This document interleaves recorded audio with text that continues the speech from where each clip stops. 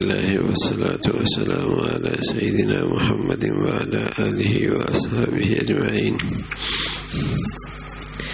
اما بعد، نکاح بھی اللہ تعالیٰ کی ایک بڑی نعمت ہے۔ دین اور دنیا دونوں کے کام اس سے درست ہو جاتے ہیں۔ آدمی گناہ سے بچتا ہے، دل ٹھکانے ہو جاتا ہے، نیت خراب اور ڈالواں ڈول نہیں ہونے پاتی۔ بڑی بات یہ ہے کہ فائدے کا فائدہ، ثواب کا ثواب، کیونکہ میاں بیوی اللہ کا حکم سمجھ کر پاس بیٹھ کر محبت پیار کی باتیں کرنا، ہنسی دل لگی میں دل بہلانا نفلی نمازوں سے بھی بہتر ہے۔ فرمایا میاں بیوی کا اللہ کا حکم سمجھ کر پاس بیٹھ کر محبت پیار کی باتیں کرنا، ہنسی دل لگی میں دل بہلانا نفلی نمازوں سے بھی بہتر ہے۔ ایک صورت یہ ہے کہ نکاح کرنا فرض ہو جاتا ہے۔ فرض جب طلب نکاح اتنی شدید ہو کہ یقین ہو جائے کہ اگر نکاح نہ کیا تو زنا میں ضرور مبتلا ہو جائے گا، تو ایسے شخص کے لیے نکاح کرنا فرض، ایسی عورت کے لیے نکاح کرنا فرض، واجب۔ جب طلب اتنی بڑھ جائے یا تو زنا میں مبتلا ہونے کا اندیشہ ہو، یا حرام نظر سے اپنے آپ کو نہ بچا سکے گا، یا ہاتھ کا استعمال کرے گا جسے اپنی جوانی کو برباد کرے گا، تو اس صورت میں نکاح کرنا واجب۔ سنت مؤکدہ جب حالت اعتدال ہو، صحبت اور مہر اور نفقے پہ قدرت ہو، تو نکاح کرنا سنت مؤکدہ۔ مکروہ تحریمی جب یہ خوف ہو کہ وہ بیوی پہ زیادتی اور اس کی حق تلفی سے نہ بچ سکے گا، تو مکروہ تحریمی ہے نکاح کرنا۔ حرام جب یہ یقین ہو کہ وہ بیوی پہ ضرور ظلم اور زیادتی کرے گا، تو پھر نکاح کرنا حرام۔ کسی جوان میں خواہش کی شدت ہو لیکن اس کے پاس مہر اور نفقے کا بندوبست نہ ہو، تو اس کو چاہیے کہ بندوبست ہونے تک کثرت سے روزے رکھے، اس سے خواہش کا دور ٹوٹے گا۔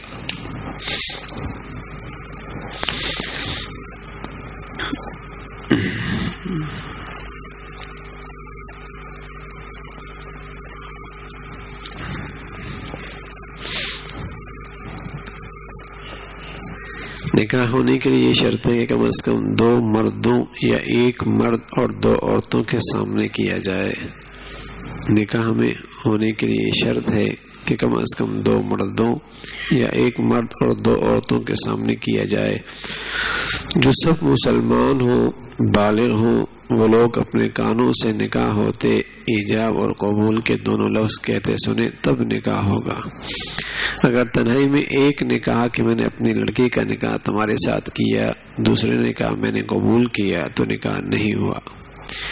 اس طرح اگر فقط ایک آدمی کے سامنے نکاح کیا تب بھی نہیں ہوا۔ کم از کم اتنا ہونا ضروری ہے، 2 مرد یا 2 عورتیں اور 1 مرد ہو۔ اگر مرد کوئی نہ ہو، صرف عورتیں ہی عورتیں ہوں، تب بھی نکاح درست نہیں، چاہے 10-12 ہی کیوں نہ ہو۔ 2 عورتوں کے ساتھ 1 مرد ضرور ہونا چاہیے۔ بہتر یہ ہے کہ بڑے مجمع میں نکاح کیا جائے، جیسے نماز جمعہ کے بعد جامع مسجد میں یا کہیں اور، تاکہ نکاح خوب شہرت ہو جائے، اور چھپ چھپا کے نکاح نہ کرے۔ اعلنوا النکاح وجعلوه فی المساجد، پیارے نبی فرمایا کرتے تھے نکاح علی اعلان ہو اور اس کا اہتمام مساجد میں ہو۔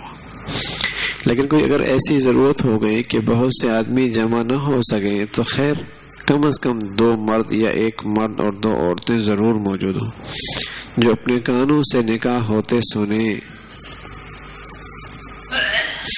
ٹیلی فون پر اگرچہ آواز اونچی ہو، پہچانی بھی جاتی ہو، اگرچہ تصویر بھی آتی ہو، تب بھی نکاح صحیح نہیں، کیونکہ نکاح کے لیے 2 گواہوں کی گواہی ضروری ہے، اور گواہی کے لیے ضروری ہے کہ گواہ عقد کرنے والا کے الفاظ کو براہ راست یعنی بغیر کسی واسطے کے اس کے منہ سے خود سنے۔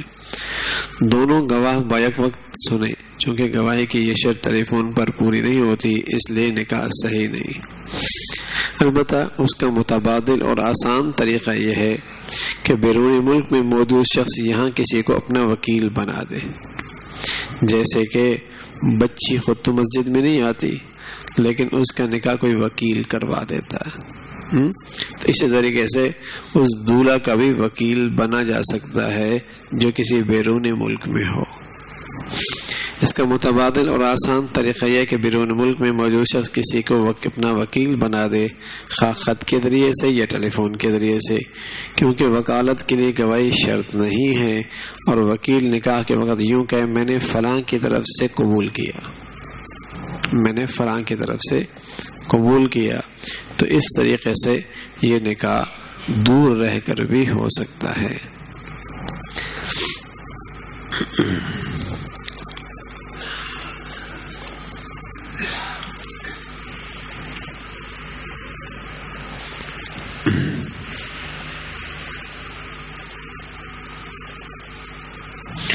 اس لیے نبی علیہ الصلوۃ والسلام فرمایا کرتے تھے کہ 3 چیزوں میں تاخیر مت کرو: نماز میں جب اس کا وقت ہو جائے، جنازہ جب وہ آ جائے، اور بے نکاحی عورت کے نکاح کرنے میں جب اس کا جوڑ پالو۔ 3 چیزوں میں پیارے نبی نے فرمایا تاخیر مت کرو: نماز میں جب اس کا وقت ہو جائے، جنازے میں جب وہ آ جائے، اور بے نکاحی عورت کے نکاح کرنے میں جب اس کا جوڑ پالو۔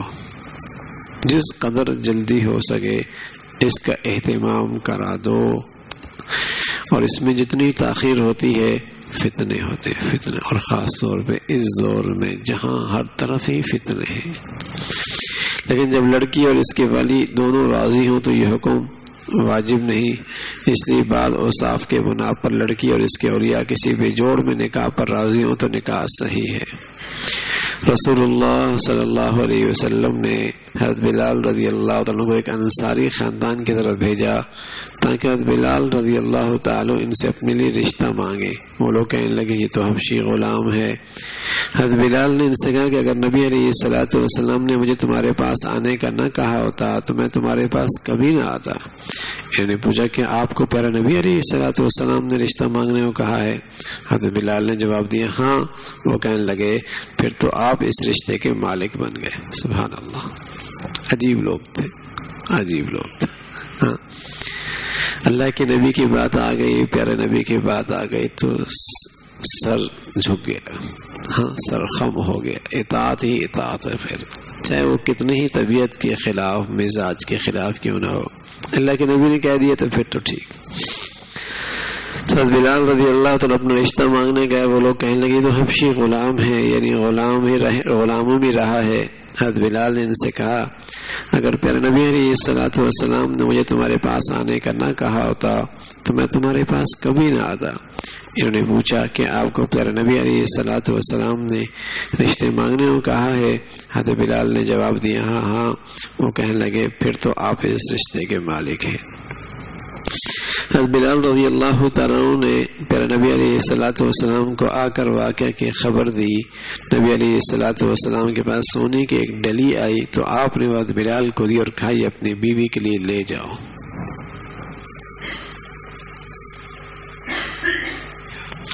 اگر کسی کی شرافت کو دیکھ کر یا اوصاف کو دیکھ کر سید خاندان کی لڑکی اور اس کے ولی غیر سید لڑکے سے نکاح پر راضی ہو جائیں تو یہ بھی بالکل جائز ہے۔